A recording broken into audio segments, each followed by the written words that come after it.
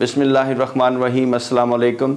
3 نومبر 2015 شاہین airlines international کی کراچی سے لاہور آنے والی پرواز NL 142 جس پر 114 مسافر اور عملے کے 7 ارکان سوار تھے، صبح 9:30 بجے لاہور رن وے 36 پر لینڈ کرنے کے دوران حادثے کا شکار ہو گئی۔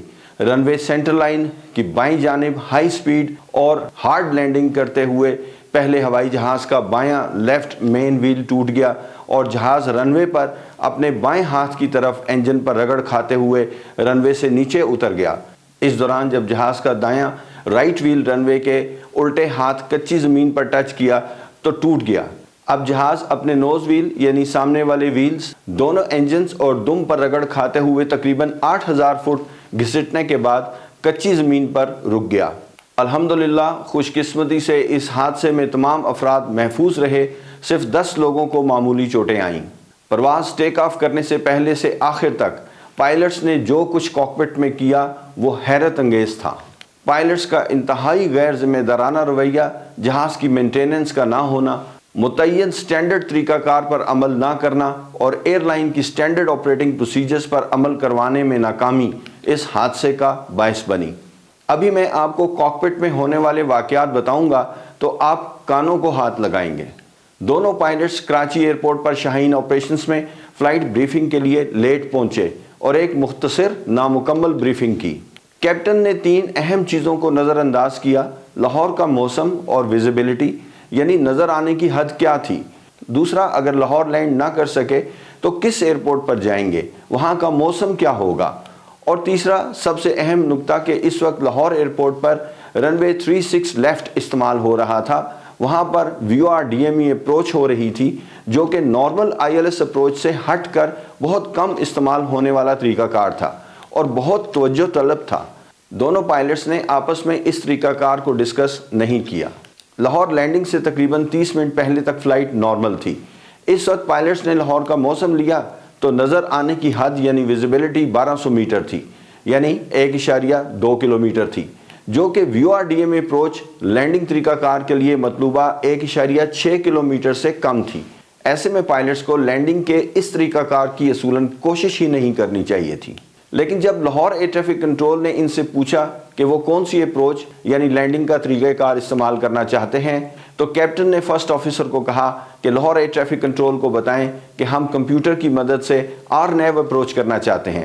اس طریقہ کار کے لیے دیکھنے کی حد یعنی ویزیبلٹی تو ٹھیک تھی، لیکن کیپٹن نے جو غلط بیانی کی وہ یہ تھی کہ وہ RNAV اپروچ کرنا چاہتے ہیں جبکہ اس کا جہاز اس اپروچ کے لیے سرٹیفائیڈ ہی نہیں تھا، یعنی اس جہاز پر موجودہ آلات RNAV اپروچ کے لیے موزوں نہ تھے۔ کتنی بڑی غلط بیانی، اور وہ بھی ایک انتہائی ذمہ دار شخص سے جس پر اتنی زندگیوں کا دار و مدار تھا۔ وہ ایئر ٹریفک کنٹرول کو RNAV کا کہہ کر VOR-DME اپروچ کر رہا تھا جبکہ ویزیبلٹی اس اپروچ کے لیے کم تھی۔ ٹھیک اسی وقت جب فرسٹ آفیسر FMGC کمپیوٹر میں لینڈنگ طریقہ کار فیڈ کر رہا تھا تو اس نے نوٹ کیا کہ کیپٹن نے پہلے سے جو طریقہ کار کمپیوٹر میں فیڈ کیا ہوا ہے وہ رن وے 18 لیفٹ کے لیے ہے، نہ کہ رن وے 36 لیفٹ۔ یہ ایک گھمبیر غلطی تھی اور کاکپٹ کی ریکارڈڈ گفتگو میں کیپٹن کا اعتراف سنا جا سکتا ہے۔ یہ بات اس چیز کی طرف اشارہ کر رہی تھی کہ کیپٹن کے سوچنے سمجھنے اور کمپیوٹر میں انفارمیشن فیڈ کرنے کی صلاحیت متاثر تھی، جو کہ حادثے کے بعد ہونے والے بلڈ ٹیسٹ میں واضح ہو گئی۔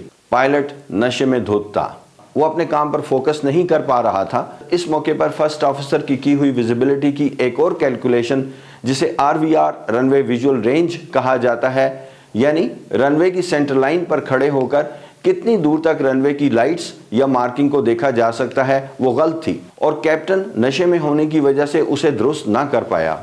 جب جہاز رن وے سے 20 میل کے فاصلے پر تھا تو ایئر ٹریفک کنٹرول نے یہ دیکھتے ہوئے کہ جہاز ہائی ہے پائلٹ سے پوچھا کہ کافی بلندی پر ہونے کی وجہ سے کیا وہ یہ لینڈنگ کی کوشش کینسل کرنا چاہتا ہے، تو کیپٹن نے فرسٹ آفیسر سے کہا انہیں کہیں ہم مینیج کر لیں گے، ہم یہ کام کر لیں گے۔ اب دونوں پائلٹس نے کاکپٹ میں ہر وہ طریقہ کار کیا جس سے وہ جلد از جلد اپنی بلندی کم کر کے نیچے آتے اور لینڈنگ کی پوزیشن میں آ جاتے، مثلا فل فلیپس، سپیڈ بریکس وغیرہ وغیرہ۔ نتیجہ نہ ملنے پر آٹو پائلٹ کو ڈس انگیج کر دیا، یعنی ہوائی جہاز کو کمپیوٹر کی مدد سے اڑانے کا نظام کینسل کر دیا اور کنٹرول پائلٹ نے خود سنبھال لیا تاکہ تیز رفتاری سے نیچے اترا جا سکے۔ اس وجہ سے پائلٹ کا کام بہت بڑھ گیا اور نارملی جو سارے کام کمپیوٹر بآسانی کر رہا ہوتا ہے وہ پائلٹ نے اپنے ہاتھ میں لے لیے۔ اس کا ایک آسان حل تو ایئر ٹریفک کنٹرول کے پاس تھا۔ وہ ایئر ٹریفک کنٹرول کو ریکویسٹ کرتا کہ مجھے بائیں ہاتھ ایک آربٹ دے دیں، ایک چھوٹا سا چکر لگوا دیں۔ اس طرح پائلٹس کو تقریباً 6 سے 7 میل کا فاصلہ اور مل جاتا اور وہ بآسانی اپنی بلندی کو ٹھیک کر لیتا۔ لیکن افسوس کہ اس نے ایسا نہ کیا۔ معلوم نہیں ایئر لائنز پہلے ایسے پائلٹس کو چیک کیوں نہیں کرتی جو متعین طریقہ کار کو مخصوص طریقے سے پورا کرنے کی بجائے ڈیرنگ اور ایڈونچر طریقہ کار اپناتے ہیں۔ میں تو ایسے لوگوں کو بے وقوف اور انتہائی غیر ذمہ دار کہوں گا۔ میرا تجربہ یہی کہتا ہے کہ حادثات اسی وقت ہوتے ہیں جب آپ سٹینڈرڈ طریقہ کار کو فالو نہیں کرتے۔ اب ساری گڑبڑ یہاں سے شروع ہوئی۔ اس وقت کیپٹن جہاز اڑا رہا تھا اور فرسٹ آفیسر آبزرو کر رہا تھا، یعنی دیکھ رہا تھا۔ جب جہاز رن وے سے 2 میل کے فاصلے پر تھا تو اتفاقاً فرسٹ آفیسر کو رن وے نظر آ گیا، حالانکہ ویزیبلٹی یعنی دیکھنے کی حد کافی کم تھی۔ فرسٹ آفیسر نے کیپٹن کو بتایا کہ رن وے ہماری دائیں طرف ہے اور ہمیں سیدھے ہاتھ کی طرف مڑنا چاہیے۔ یہاں پر فرسٹ آفیسر نے یہ دیکھتے ہوئے کہ کیپٹن ذہنی طور پر تھکا ہوا ہے اور فٹ نہیں ہے، کنٹرول خود سنبھال لیا اور کچھ لمحے ہوائی جہاز کو 100 فٹ کی بلندی پر اڑاتے ہوئے رن وے کی سیدھ میں آنے کی کوشش کی تو ذرا زیادہ ہی آگے دائیں طرف کو چلا گیا۔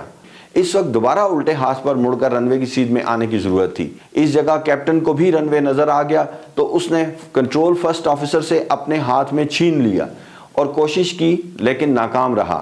اس جگہ کیپٹن کو لینڈنگ کینسل کر دینی چاہیے تھی، جو کہ نشے میں ہونے کی وجہ سے وہ فیصلہ نہ کر سکا اور یہ کام نہ ہو سکا۔ فرسٹ آفیسر اسے کہتا رہا کہ الٹے ہاتھ مڑیں، لیفٹ ٹرن کریں، لیکن کیپٹن نہ کر سکا۔